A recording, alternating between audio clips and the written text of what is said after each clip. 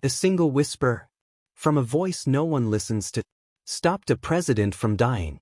Not a weapon, not armor, not power, just truth spoken at the right moment. And seconds before death, the hunter didn't know. He was already being hunted. Before we go deeper, pause for 1 second. What time are you watching this, and where are you watching from? Drop it in the comments. And if you believe leadership should protect the people, not betray them, like, subscribe, and become part of the Ibrahim Traoré family.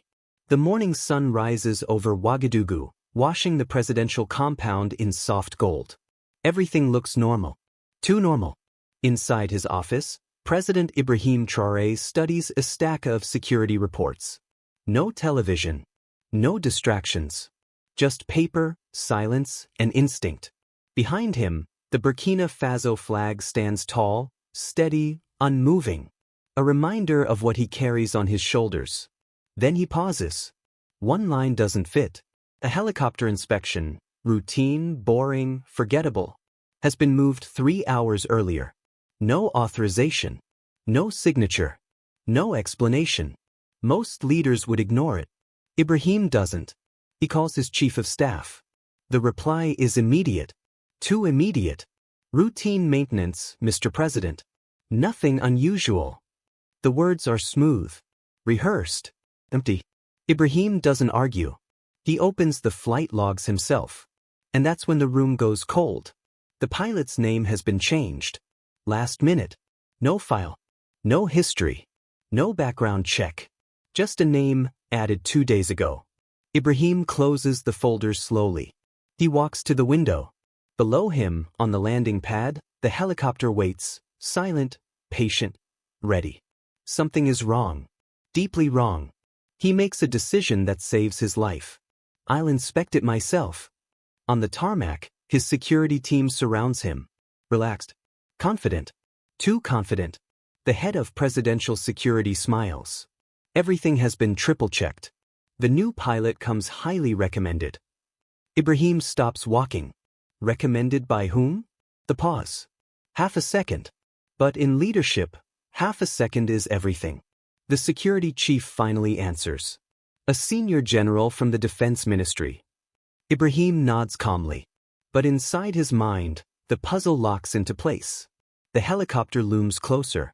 The pilot sits inside, helmet on, hands steady, eyes forward. The ground crew moves in perfect rhythm. Too perfect. Too synchronized. This isn't routine. This is rehearsal. And then, chaos breaks the calm. A voice slices through the air. Stop. Please, stop him. An elderly woman runs from the service entrance. A cleaner. A maid. Invisible to power. Security moves fast, but Ibrahim raises his hand. She reaches him shaking, breathless, terrified. Her words stumble over each other, but their meaning is sharp. Last night. An empty conference room. 2 officials. The helicopter. A timer. And one sentence that chills the blood. Problem solved by noon. Ibrahim looks into her eyes. There is no politics there. No ambition. Only fear and truth. He turns instantly. Full inspection. Now. The security chief's face tightens, just for a moment. That moment confirms everything. Ibrahim steps away from the aircraft. Clear the area. No one approaches it. 15 minutes later, the truth explodes, silently. A bomb. Precise. Military grade. Hidden inside the fuel system. Designed to detonate midair. No survivors. No evidence. Just a tragic accident. The compound freezes. Ibrahim doesn't speak. Because now he knows. This wasn't an outside enemy. This came from inside his own system. Schedules. Resources. Betrayal at the highest level. The elderly maid still stands nearby, trembling. She knows what she has done. She didn't just save a president. She exposed powerful men. Ibrahim looks at her. You did the right thing. Then he turns. Arrest the pilot. The pilot doesn't resist. No panic. No anger. Just silence. The silence of someone trained not to talk. In a secure room, Ibrahim questions him personally. No shouting. No threats. The pilot reveals nothing. And that tells Ibrahim everything. This conspiracy has professional backing. So Ibrahim changes strategy. He isolates the pilot completely. Then, publicly he announces. The pilot has confessed. It's a lie. A necessary one. And it works. Within hours, the cracks begin to show. The head of presidential security disappears. No notice. No explanation. Gone. Ibrahim moves quietly now. He activates a team he trusts with his life. Soldiers who served beside him before he became president. No arrests. Just watching. Recording. Waiting. That night, a coded message arrives. A monitored official has rushed to a private estate outside the city. The owner? A former minister. Foreign mining ties. Ibrahim exhales slowly. Corruption. Foreign influence. Betrayal. All woven together. Instead of hiding, Ibrahim does something unexpected. He leaves the palace. No convoy. No announcement.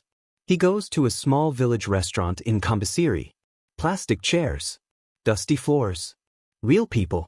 Farmers talk about rising prices. Workers complain about promised payments that never came. An old man approaches him carefully. Road contracts. Approved. Funded. But never built. And then, a name. The same former minister. Ibrahim thanks him. And leaves. Now the truth is clear. This wasn't politics. This was money. Billions. Stolen before the president could follow the trail. Back at the palace, under floodlights, the flag of Burkina Faso waves in silence. Ibrahim gathers his inner circle. Audit everything. Last 18 months. No announcements. No press. Just numbers. By morning, the pattern is undeniable. 14 projects funded. Only 3 completed. 11 vanished. Shell companies. 1 network. 3 names. The former minister. The missing security chief. And the senior general. The same general who chose the pilot. Ibrahim finally has names. But names alone don't defeat power. He needs proof. Proof strong enough to survive lawyers, foreign interests, and political shields. So he waits, smiles in public, speaks of unity, and lets the guilty grow comfortable. Because confidence makes men careless. So someone breaks. But what that person reveals will shake the nation and expose a theft far bigger than anyone imagined. They didn't steal from one place. They stole from 47 projects. Across every region of Burkina Faso. Schools that were meant to open their doors. Hospitals that were meant to save lives. Roads meant to connect villages. Water systems meant to keep children alive. All approved. All funded. Almost none completed.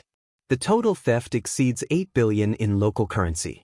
And every number on the page is a human story. Late into the night, President Ibrahim Traoré sits alone under a single lamp. No cameras.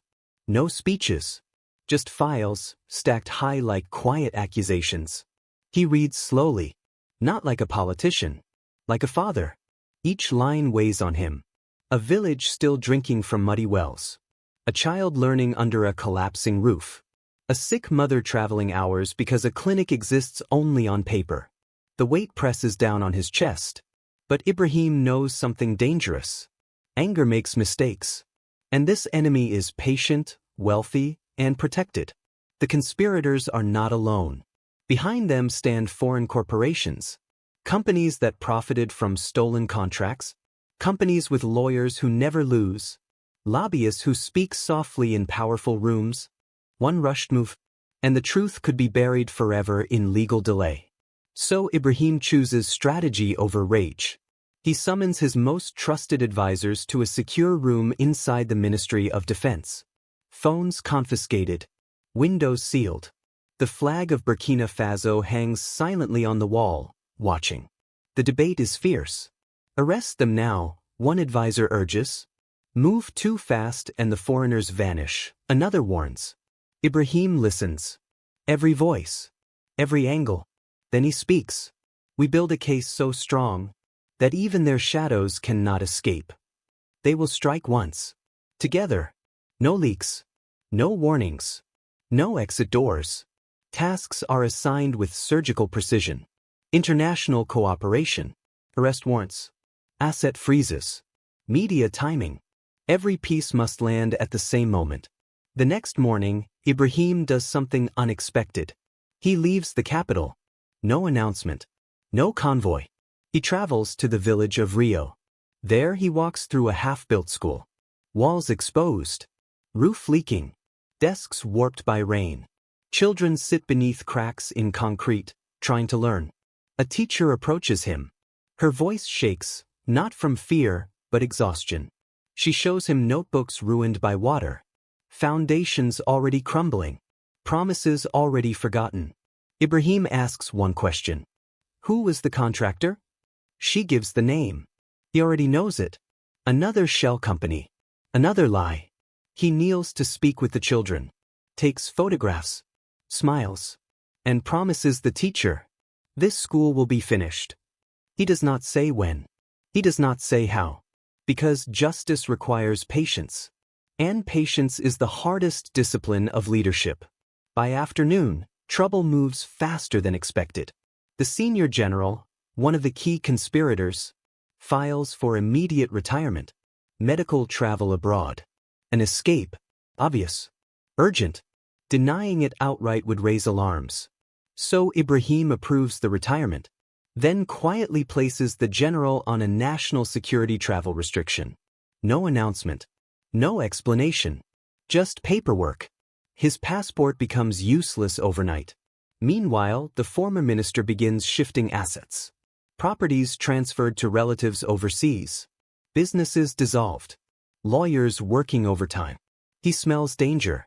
But he doesn't know how close it is. Because Ibrahim is watching everything. Every signature. Every transaction. Every move. The investigation hits another wall. The conspirators communicate through heavy encryption. Breaking it would expose the operation. So Ibrahim adapts. If you can't hear the messages, you watch the men. Physical surveillance. Who they meet. Where they go. What they do before and after. And slowly, a rhythm appears. Every 2 weeks. Same place. A private club in Ouagadougou. Neutral ground. Expensive wine. Quiet rooms. Power without scrutiny. Their next meeting is in 5 days. Ibrahim lets it happen. 2 days before the meeting, surveillance equipment is installed. Carefully. Silently. The club owner cooperates, unaware of what he's stepping into. The night arrives. The 3 conspirators gather. Relaxed. Smiling. Confident. They believe the helicopter incident distracted the president. They believe the financial trail is still buried. They are wrong. The recordings capture everything. Future thefts. New contracts. Foreign embassy connections. Then the security chief appears. The man who vanished after the bomb. He laughs. Jokes about the helicopter. Calls it an unfortunate miscalculation. Suggests the next attempt should be simpler. A routine motorcade. The room fills with laughter. Glasses clink. A toast is made. And with that sound, their fate is sealed. The next morning, Ibrahim listens to the recordings. He doesn't interrupt. Doesn't react. Because now he has what power fears most. Their own voices. Confessions. Future plans. Proof the threat is still alive. He calls an emergency cabinet meeting. Inside the palace, beneath the flag, silence spreads as the recordings play. When they end, Ibrahim lays everything out. Financial trails. Shell companies. Witnesses. Surveillance. He announces immediate prosecution. One minister hesitates. A sitting general, this could cause unrest. Ibrahim's reply is calm. I already have the loyalty of those who matter. The vote is unanimous. Arrest warrants signed by multiple judges. Assets frozen in 4 countries at once. International partners synchronized to the minute. No one will run. No money will move. That night, Ibrahim cannot sleep. He walks the compound alone. He thinks of the elderly Maid, the invisible woman who spoke truth and saved his life. The teacher in Rio. The old man in Cumbia. The accountant who lost his sister. These are not statistics. These are the nation. As the first light of dawn begins to rise over Ouagadougou, Ibrahim knows what the morning will bring. And for the first time, the hunters are about to feel fear. Before dawn, the city holds its breath. No sirens. No announcements. No leaks. Just movement. Across Ouagadougou, military units slip into position with surgical precision. Every location predetermined. Every second calculated. This is not a show of force. This is a reckoning. At exactly the same moment, the operation begins. At a guarded residence on the city's edge, soldiers from Ibrahim Traoré's former unit knock once, then enter. The general does not resist. He knows. He has known for days that something is closing in.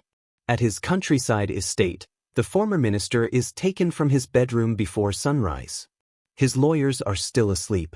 Across town, in a safe house he believed no one knew about, the security chief is arrested while trying to burn documents. Within 1 hour, 12 additional officials are in custody. Phones confiscated. Computers sealed. Passports seized. At the same time, in 4 countries, bank accounts freeze. Not one transfer escapes. Not $1 moves. Lawyers rush to police stations and walk back out stunned. The evidence is overwhelming. Some withdraw immediately. For the first time, power realizes it has nowhere to hide. President Ibrahim Traoré waits.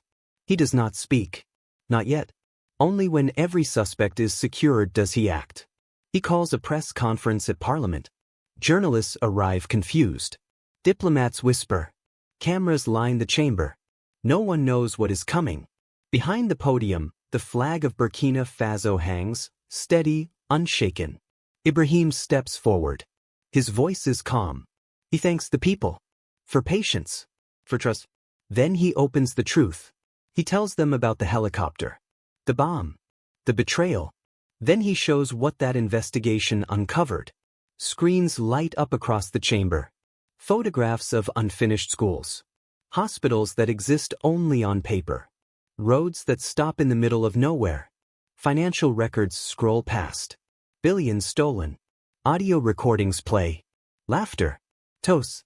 Men joking about murder. The room goes silent. The nation watches live. This is not accusation. This is proof. Outside, something incredible happens. People flood the streets, not in rage, but relief.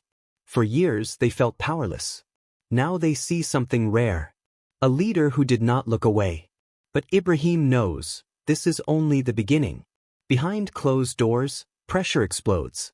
Foreign corporations panic. Embassies begin calling. Then visiting. An ambassador from a major power sits across from Ibrahim privately. The message is polite. Careful. Dangerous. Extended prosecutions could damage relationships. Aid may be affected. Perhaps this can be resolved quietly. Ibrahim listens. Then answers softly. Our sovereignty includes the right to punish criminals, no matter who they know. The ambassador leaves dissatisfied. Within days, aid programs stall. Loans delay. Investors hesitate. Economic pressure replaces bullets. This is punishment for disobedience. But intimidation miscalculates something. Other nations notice. Countries that fought corruption and paid the price reach out. Support arrives. Legal expertise. Technical assistance. Economic partnerships. Solidarity replaces isolation. The message is clear. Burkina Faso is not alone. 2 months later, the trial begins. A special anti-corruption court. Every session broadcast publicly. No shadows. No secrecy. The prosecution moves methodically. Document by document. Witness by witness. The general's defense claims consulting fees. The prosecution responds with silence-breaking proof. He never consulted. Never worked. Never contributed. Shell company employees testify. They existed only to move stolen money. The former minister's lawyers claim ignorance. Audio recordings play. His voice explains which projects to steal from. How to hide the money. Where oversight is weakest. The security chief's defense collapses completely. The pilot testifies. recruited for assassination, paid through shell companies, given instructions directly, bomb parts traced to a military facility he accessed. There is nowhere left to run. Witnesses come forward. Accountants, bank officials, low-level workers who carried guilt for years. Each testimony adds weight. The conspirators sit silently, their empire dissolving in public. Through it all, Ibrahim continues governing. He visits Sili, where water never came. Women walk hours every day. He listens, promises the system will be built, and it is already in motion. All 47 projects restart. Engineers volunteer. Honest companies bid aggressively. A nation begins rebuilding. Back in court, final arguments arrive. The lead prosecutor steps forward. A woman who lost her brother to a disease that should never have killed him, because the clinic was never built. Her voice does not shake. She speaks of corruption not as numbers, but as death. Stolen schools mean stolen futures. Stolen hospitals mean stolen lives. She asks the judges to see the human cost. The courtroom is silent. Even the defense knows the outcome. 3 days later, the verdict. Guilty. On all major charges. Corruption. Conspiracy. Attempted murder. Decades in prison. Full asset forfeiture. 12 others receive the same fate. Outside, celebration erupts. Not because people enjoy punishment, but because for once, justice is equal. Ibrahim watches from his office. No smile. Only relief. And exhaustion. Recovery begins. Assets seized worldwide. Accounts unlocked. Properties reclaimed. Within a year, nearly 60% of stolen funds return. They go where they were always meant to go. The school in Rio is finished. The clinic is built. Water flows in Sili. Ibrahim visits quietly. No speeches. No credit. Because doing your duty is not heroism. It is responsibility. At the opening of a new hospital, one guest stands beside him. The elderly Maid. The woman whose courage saved everything. She cuts the ribbon. Later she tells a journalist, "I just spoke when something felt wrong." Not everyone does. That is what made her brave. Foreign corporations face consequences. Some prosecuted. Others exposed. Contracts lost. Reputations destroyed. Burkina Faso is no longer safe for corruption. And something unexpected happens. Honest companies arrive. Investment grows. Fair rules attract real growth. Ibrahim's government reforms everything. Contracts published publicly. Citizen oversight committees formed. Whistleblowers protected. Some officials resign. He lets them go. Transparency is not optional. This was never about power. It was about trust. And one quiet voice that refused to stay silent. If this story moved you, like, share, and subscribe. Because leadership like this does not survive without people who believe in it. And remember, history is not changed by the loudest voices. It begins with a whisper. Slowly, quietly, something begins to change. Not overnight. Not loudly. But deeply. The bureaucracy, once thick with fear and self-interest, starts filling with a different kind of person. People who understand that public service means serving the public. Not feeding from it. 2 years after the helicopter incident, President Ibrahim Traoré returns to the village of Kumbia. This time, the road does not fight his tires. It is smooth, paved, reliable. The village looks different. Alive. The elderly man who once whispered about missing contracts waves from his small shop. His hands are slower now, but his smile is steady. His grandson attends a rebuilt school. A real one. Classes run daily. Teachers are paid. Dreams are no longer postponed. They talk about change. About children staying in school. A health clinic now open 5 days a week. Businesses growing because goods can finally move. The man thanks Ibrahim. Ibrahim gently redirects the praise. "No," he says. "You spoke when silence was easier." He thanks the maid. The accountant. Every ordinary person who chose courage over comfort. They changed this country, he says. Not me. But the story does not end there. Because corruption never stops hiding. During asset recovery, investigators uncover something strange. A warehouse on the outskirts of Ouagadougou, listed as storage. Almost empty, except for a small office in the back. Inside, filing cabinets, paper records, insurance. The conspirators never trusted each other completely, so they kept proof. Proof of everything. When the documents are examined, the truth expands. Not 47 projects. 63. 16 more. Smaller. Quieter. Hidden in the most remote places. Communities no one expected to fight back. Ibrahim receives the news while opening a new clinic in Gorsi. He steps away from the ceremony. Calls an emergency meeting. This discovery creates a choice. A dangerous one. Pursuing these cases means years more conflict. Fatigue. Resistance. International criticism. But ignoring them means something worse. Incomplete justice. His advisors are divided. Some say, finish what we started and move on. Others say, justice must be total. Ibrahim does not answer immediately. He travels. Listens. In the village of Dohound, elders gather beneath a tree. They were promised a grain storage facility. It never came.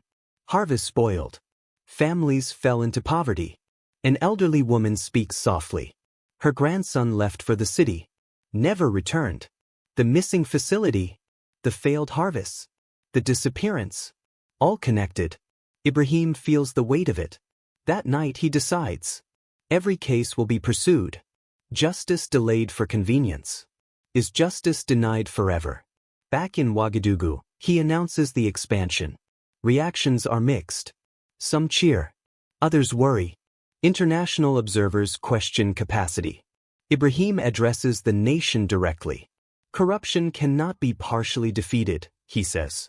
Either everyone is accountable, or no one truly is. The investigation expands immediately. New warrants. Some flee. Some surrender. Some deny, until the documents speak. One arrest becomes a symbol.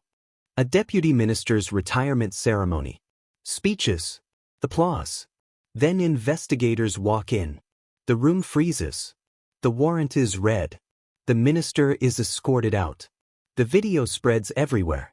The message is unmistakable. No title protects corruption. Ibrahim watches the video later. No satisfaction. Only wait. Because justice is painful, even when necessary. Destroying stolen legacies still destroys lives. But allowing corruption destroys millions more. The choice is cruel, but clear. Visible pain for the guilty. Or invisible suffering for the innocent. He chooses the former. Every time. Trials continue. The legal system stretches and grows stronger. Judges learn. Prosecutors adapt. Other nations send observers. Burkina Faso's justice system evolves into something new. Capable. Confident. Unafraid. Construction begins on the hidden projects. In Dohound, the grain storage facility rises. Local workers build it. The elderly woman visits daily. When Ibrahim visits, she says, "It won't bring my grandson back, but it might save someone else." That has to be enough. Across the country, something shifts. Citizens demand accountability. Oversight committees form. Young people enter government to serve, not steal. The change is not perfect, but it is real. And growing. Back in his office, beneath the Burkina Faso flag, Ibrahim reflects. Corruption never fully disappears. It waits. It adapts. It returns when vigilance fades. But now, the people believe something different. They believe their voices matter. And that belief is more dangerous to corruption than any law. The conspirators sit in prison. Their wealth gone. Their power erased. They thought killing one man would protect them. Instead, it exposed everything. The helicopter still flies. Ibrahim uses it often. Each flight reminds him how close death came. And why the work matters. Below him are millions of people. They don't ask for miracles. Only roads that exist. Schools that teach. Clinics that heal. That is not idealism. That is the basic contract between leaders and people. The elderly Maid understood this. She saw that her grandson's broken school and the plot to kill a president were the same fight, and she chose to speak. Ibrahim's greatest achievement is not survival, not arrests, not reforms. It is this. He listened. And because he did, a nation changed. Years later, all 63 projects are completed. The story becomes a lesson, taught in schools, spoken in villages, a reminder that heroism does not require power, only truth and the courage to speak it. So here is the final question. How many warnings do we ignore because we don't respect the messenger? And what becomes possible when leaders finally listen? In Burkina Faso, one elderly maid answered that question, and it was enough to change history. If this story moved you, if you believe leadership should serve the people, subscribe. Because justice only survives when people demand it.